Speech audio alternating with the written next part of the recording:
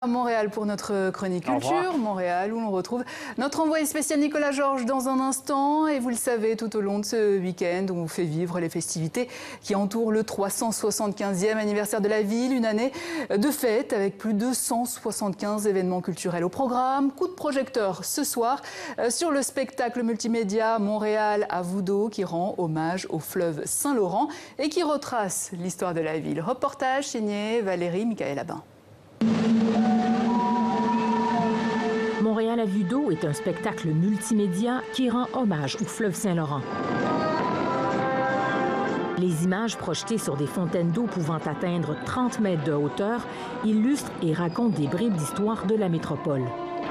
Sur le quai des Convoyeurs, la tour marine ainsi que 104 conteneurs placés un par-dessus l'autre servent aussi d'écran. Le spectacle, plus poétique que chronologique, compte une quinzaine de tableaux. Il évoque la présence des peuples autochtones, la faune et les saisons.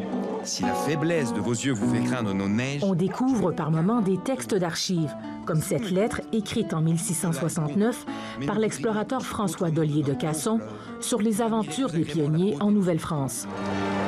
Il y a l'incendie du marché Bon Secours de 1891, le premier vol de montgolfière au-dessus du fleuve en 1856. Il y a même un clin d'œil à la soirée du hockey, à Jackie Robinson et aux Jeux olympiques de 1976. 30 minutes de spectacle bien remplis qui ont tout pour séduire les Montréalais comme les touristes. La réflexion sur l'eau et la façon qu'ils ont raconté l'histoire du début à la fin, ça fait juste apprendre davantage sur Montréal puis comment c'est une belle ville. C'est génial, ça nous fait apprécier Montréal. Nous avons vécu un moment historique, vraiment très très beau. Un succès confirmé par les 35 000 personnes qui ont déjà assisté à vue d'eau et les 100 000 billets réservés. Ici Valérie Michaël-Abin, Radio-Canada, Montréal. Bonjour Nicolas, on l'a vu, de superbes images donc, de ce spectacle à vous d'eau. C'est l'un des grands succès de ce 375e anniversaire. Ah oui, puisqu'il se joue tout simplement à guichet fermé désormais, au point qu'on a rajouté des dates supplémentaires jusque septembre au vu du succès de ce spectacle. Alors il est gratuit cet événement à vue d'eau, mais au-delà de cet aspect également de tous les aspects techniques que l'on a pu voir à l'instant dans ce reportage, ce qui est intéressant, c'est que les Montréalais se sont vraiment appropriés cette histoire et ils ont beaucoup aimé le fait qu'on raconte l'histoire de Montréal. Certains que j'ai rencontrés me disaient qu'ils étaient vraiment émus de revoir certains lieux qu'ils avaient connus dans le passé. Mais vous savez, Nidia, au sens large, pour ce 375e anniversaire, les Montréalais se sont vraiment appropriés effectivement cet événement, cette année très festive. Et ça se ressent effectivement sur le dynamisme culturel de la ville. Écoutez. Nos musées attraits, on parle d'une augmentation d'environ 20 Musée des Beaux-Arts, on parle de 35 Donc, c'est une année avec des résultats historiques. Depuis 1967, l'année de l'exposition universelle de Montréal. Nous, on s'en est très fiers.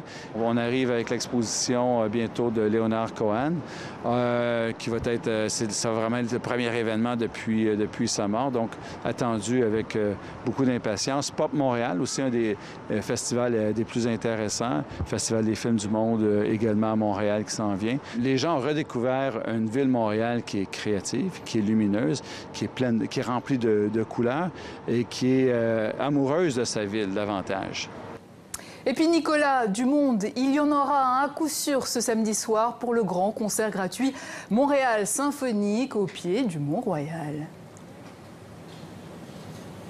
Oui, c'est le point d'orgue de cette année de festivité. On attend entre 60 000 et 80 000 personnes dans ce lieu emblématique de la ville. Je vous dresse le tableau rapidement. Sur scène, 400 musiciens et choristes, les 3 orchestres de la ville. Tout ce monde-là réuni ensemble pour jouer pendant 2 heures. C'est donc tout simplement exceptionnel, ce qui risque de nous attendre ce soir. J'ai pu assister aux répétitions et effectivement, ça risque d'être assez grandiose. Écoutez à ce propos Nicolas Lemieux, il est le concepteur de ce spectacle. Il y a quand même plusieurs volets qui rendent la chose quand même très belle. Premièrement, le parc ici du Mont-Royal, la dernière grande manifestation culturelle a eu lieu en 1976. Donc, 40 ans plus tard, c'est quand même assez exceptionnel de faire un grand spectacle ici pour les gens. C'est gratuit aussi. Et l'événement est diffusé aussi dans les 18 arrondissements, dans les 18 parcs. Donc, c'est comme une grande araignée sur toute l'île de Montréal. Et le fait de réunir 3 orchestres, de réunir aussi l'aspect du classique, le classique lyrique, le classique aussi organique qu'on fait, plus le populaire, c'est quand même assez exceptionnel. Et c'est un spectacle de 2 heures sans animateur. Donc, c'est vraiment un conte vraiment de musical qu'on va faire sur la montagne. Et plus de 400 musiciens sur scène, donc, qui accompagneront des grands noms de la scène québécoise, mais aussi internationale.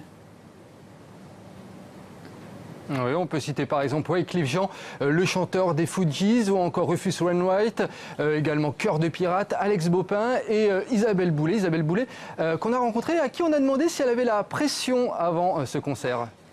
Je me sens extrêmement choyée, privilégiée, puis je suis dans un espèce de petit état méditatif aussi, parce que d'être accompagnée par un orchestre symphonique, c'est autre chose. Donc, ça amène dans une autre dimension. Puis je me trouve vraiment très chanceuse de pouvoir monter sur cette scène-là, de faire partie des artistes qui vont chanter et embrasser Montréal. Voilà, Montréal Symphonique, spectacle gratuit à 21h ce soir au pied du Mont-Royal. Merci Nicolas et à demain et bon concert ce soir.